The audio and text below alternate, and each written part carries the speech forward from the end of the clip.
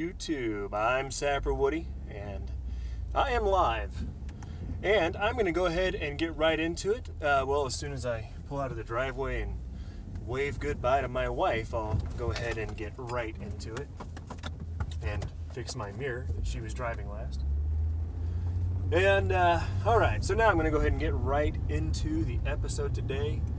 And man, I keep saying that, and then something else happens. My sunglasses fogged up. Got my iconic sunglasses on today. I'm feeling good. I've got myself a haircut today. Got myself a beard trim. Got some special beard shampoo that I used in the shower. Got out of the shower, used some beard balm, and yeah, I'm feeling pretty good about myself.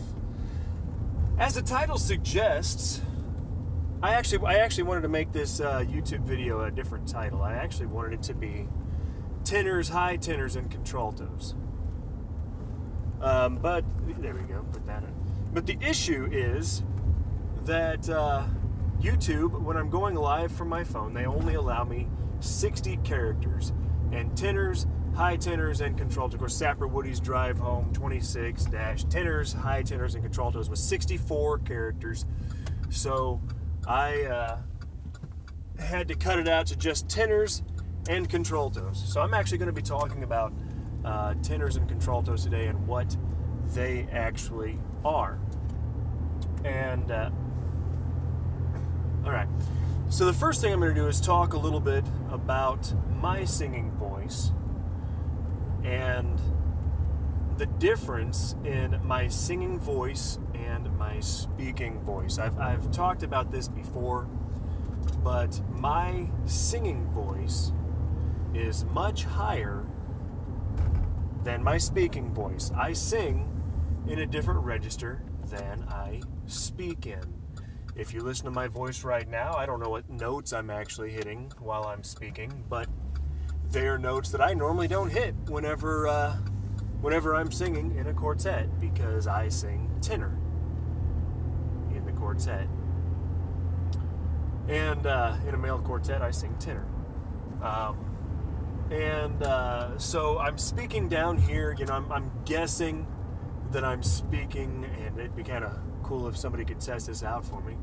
But I'm guessing I'm speaking about what would that be? An A2, I think, maybe. A2, B2, maybe a C3 is probably about where I'm speaking. Maybe even a little below, maybe down, yeah, about an A2 is what I'd guess. And so that would be interesting to see, and I might test that out. Maybe I'll put it in the comments later. I don't know. But yeah, so I'm speaking down there.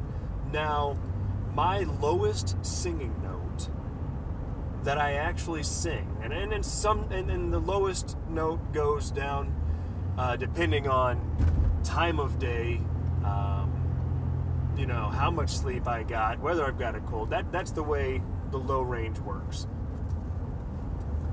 But my lowest actual singing note is usually about a G flat 2,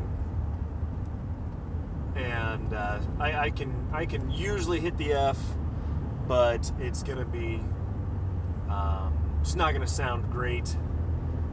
Occasionally I can hit the E, but not usually. So about a G flat 2 is what I get. Now I'm gonna explain this. Basically, the keyboard starts at A0. All right, then you know, you can work your way up: B flat 0, B0. Then it goes C1, and then it goes all the way, you know, C, D, E, F, all those, all the way up to the next one is C2, and then up there from that is a G2, G flat 2. That's where I can sing my lowest notes. Then we get up to C3. Then we come up to C4, which is a, let's see, I'm trying to make sure I've got this right. C4 should be middle C. A C5 would be what people know as a high C. And then going up from there, you know, you've got your C6 and so on. But a G flat 2 is usually my lowest note that I can comfortably hit and actually hit. Sometimes it goes up to a G, but G flat 2 usually. Now I can hit a high C with relative ease, so I can go up to the C5. On my latest CD, I actually end up hitting a G5. So if I go from the G2 to the G5, that gives me a 3-octave range. And so I mean that's pretty decent. That's pretty decent, having that 3-octave range. Now I can actually hit the A5. Excuse me. I can actually hit the A5, and sometimes I do in concert. I rarely, I mean, not always. I rarely do, but I do sometimes. And when I do it, it's more of just a showmanship thing, more of, hey, look what I can do kind of thing. It's not really because it sounds good. It's just to hit that high of a note. But here I am talking again. I'm probably talking, I'm guessing again, about hovering around in the 2 range. You know, A2, B2, maybe a C3. And, but I sing a lot higher. So anyway, I sing tenor in a male quartet. Now, there are several different types of tenors in a male quartet. I'm speaking of Southern Gospel specifically. I've got another yawn. It's 2 yawns so far, but fortunately, I have the coffee with me that my wife so graciously made me out of the Keurig before I left. That is such a weird feeling. It's so hot inside and it's so cold on the outside. And that's burning, painting the flesh. But there have been 3 groups of tenors, and this is not original with me. This right here, I've read this online, and I cannot give credit where credit is due because it's been so long since I read it. I don't know who wrote it. I would have to look it up, but I've had several different sources agree with this type of thing. All right. So again, this is not original with me, but I do not have a source because I don't know. But there've basically been 3 different types of tenors in Southern gospel music. In the early days, we had the classically trained tenors, and these are what you think of when you think of like an operatic kind of tenor. So you've got these classically trained tenors. These were quickly replaced by what we call the screaming tenors. Right now, these are your flying high tenors. Your Brian Free, your Ernie Phillips, Jay and Johnny Merrick. Those guys, those are your screaming tenors. Now, here recently, kind of with, in my opinion now, kind of about the time David Phelps hit the scene, tenors in Southern Gospel started switching over from the screaming tenors to the belters. And, David Phelps is a good example of a belter, a guy that can just hit notes and make them sound powerful. And so we've kind of moved into that era. Now, in some ways, we're getting away from that, and we're getting back to the screaming tenors. Now, some groups never really moved away from that. A lot of people call the screaming tenors Kingsmen tenors, because the Kingsmen, that's pretty much what they were known for. Their tenors were, they were crazy. And so they never really got away from that. Hopefully I quit yawning, because I'm on my way to quartet practice right now, and I'm sure I will. But the Kingsmen, they never really got away from that. So, but a lot of ways we're going back. Now, I would be what is considered a screaming tenor, even though I don't like the sound of calling myself a screaming tenor. And the reason is I can hit these crazy high notes, but when I get up into that range, I can't belt them out. So we've kind of gone over the tenors and stuff, and I've already been going for 11 minutes, and I haven't even started talking about what a tenor is versus a contralto. What I am going to do, though, before I get into that, is roughly 70% of males, their voices actually fall into what is called the baritone range. Roughly 70%.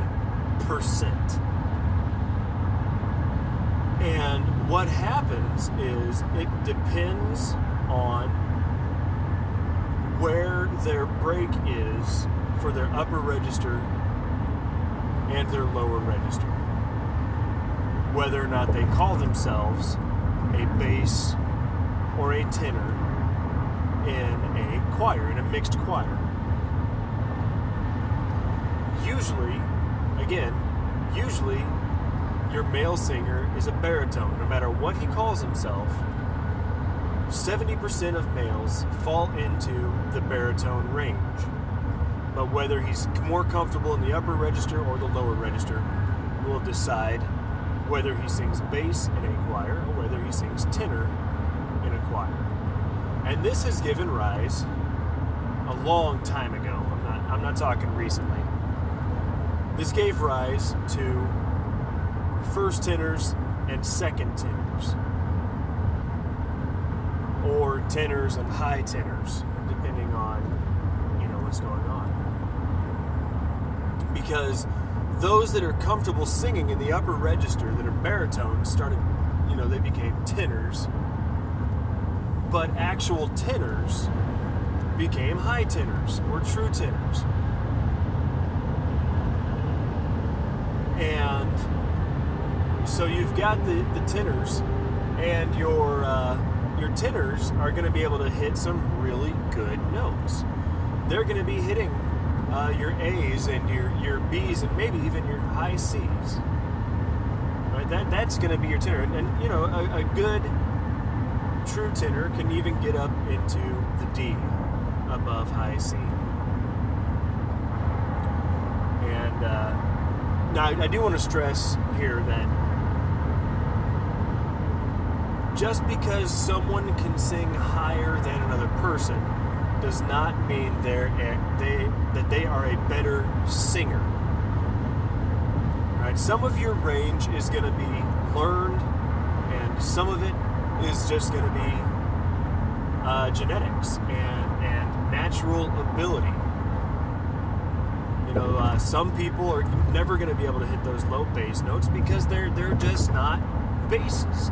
Other people are never going to be able to hit those tenor notes because they're just not tenors. So just because someone can sing lower or higher than somebody does not mean that they are a better singer. It does give them an advantage in singing, but it does not mean they are a better singer. So we've got these baritones that can sing quote-unquote tenor, and these baritones are going to be able to get up to your F's and your G's, and then your tenors are going to be able to start getting up into your your C's, your actual tenors, your C's and your D's. Then we come to what is called a contralto. Now, technically, I am what is considered a contralto because of my range. I can hit that G5, and again, I encourage you to look at some of my other videos in this channel. In fact, Google Sapper Woody tenor hits G5. That should bring up a video where I hit a G5. And I do that every single concert. It is getting warm in here. I do that every single concert. I do it on the CD.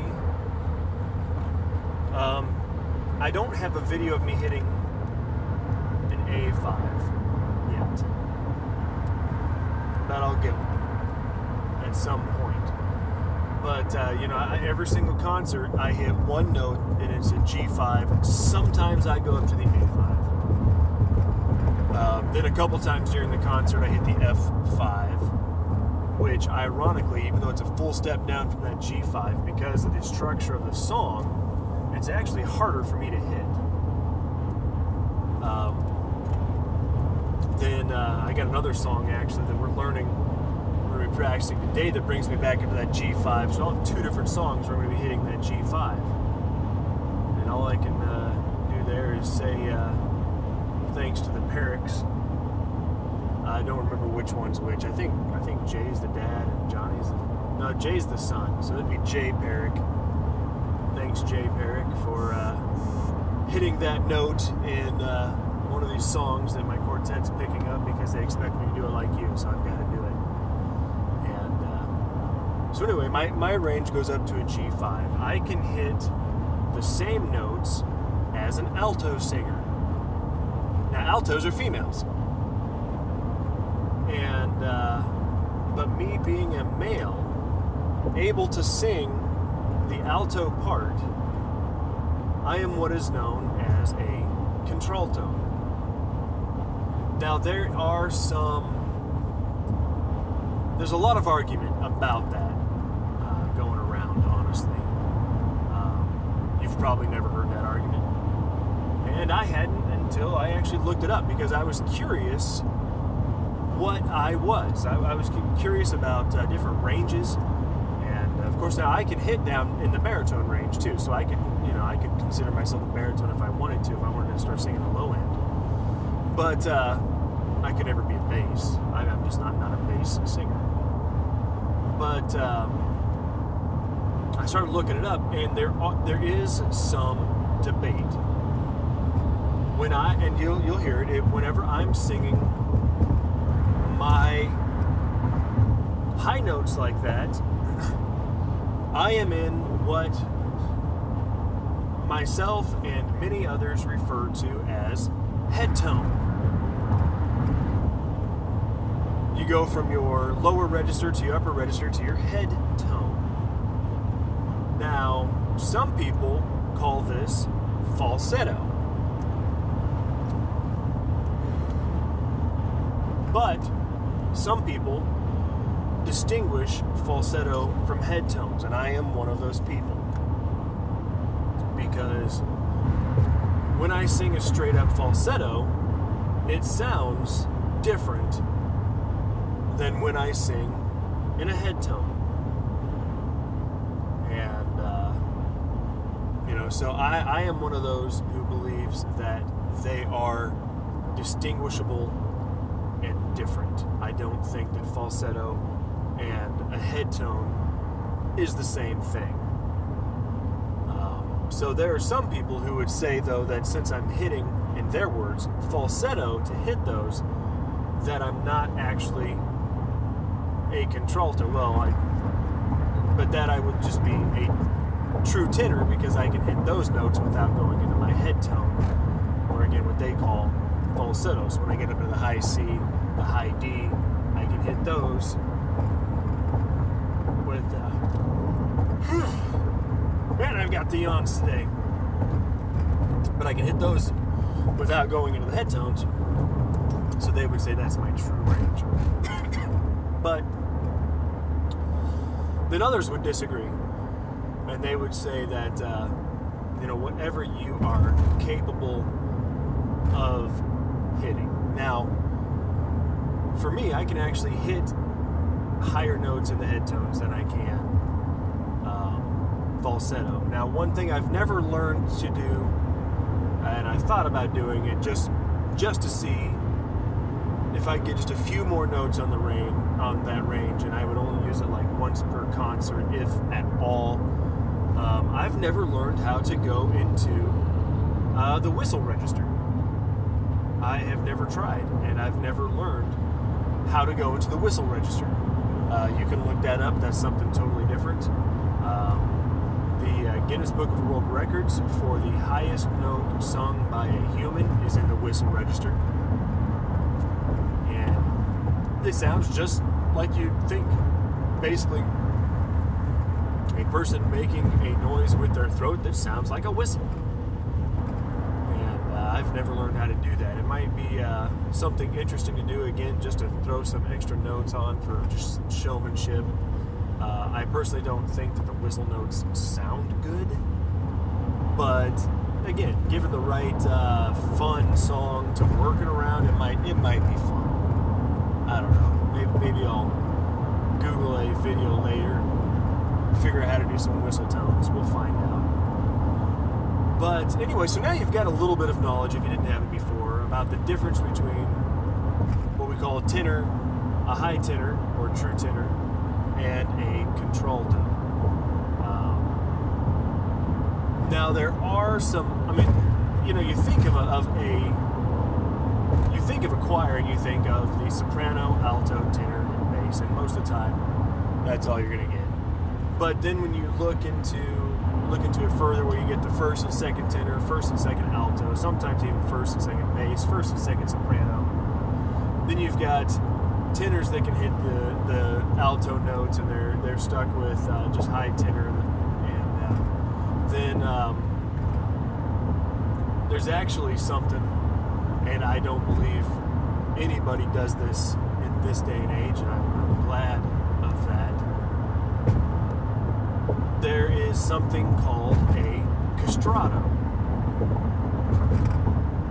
and that is a horrible practice of taking a young boy and castrating them before they hit puberty, so their voice never changes, so that they can sing really high when they get older.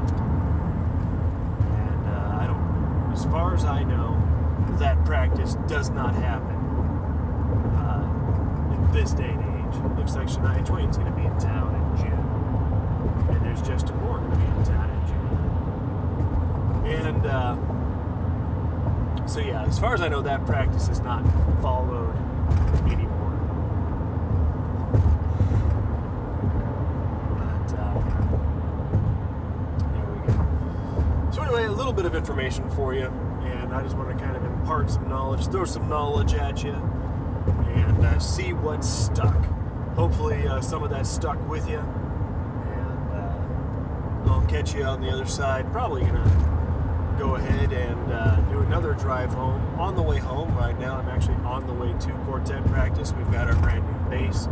Looking forward to next Saturday, a week from today, March 10th of 2018, having this new bass sing with us, and maybe I'll talk a little bit about him on the way home. We're going to get some video and get that up of our next concert, of our our March 10th concert. We're going to have our Jubilee nights with the family. It's going to open up for us, and then it's going to be us.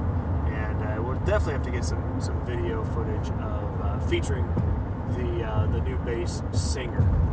And I'm excited about it. Excited to hear him sing with us. If you live in the area, go ahead and come on out March 10th to, I forget the name of the town, but it's close to Cabot, Arkansas. Kind of close to Lone Oak, I don't remember. But yeah, go ahead and come on out. And if you live far away, like I know I've got some people who watch from Denmark every now and again, you can still come out too. We have these every 2 months, so if you're ever visiting the area, let me know, and we'll get together and come out to one of our concerts. But anyway, I'm going to go ahead and leave you with that. If you've liked what you've seen here, don't forget to like, comment, and subscribe. And as always, I'm Sapper Woody, and it's been fun.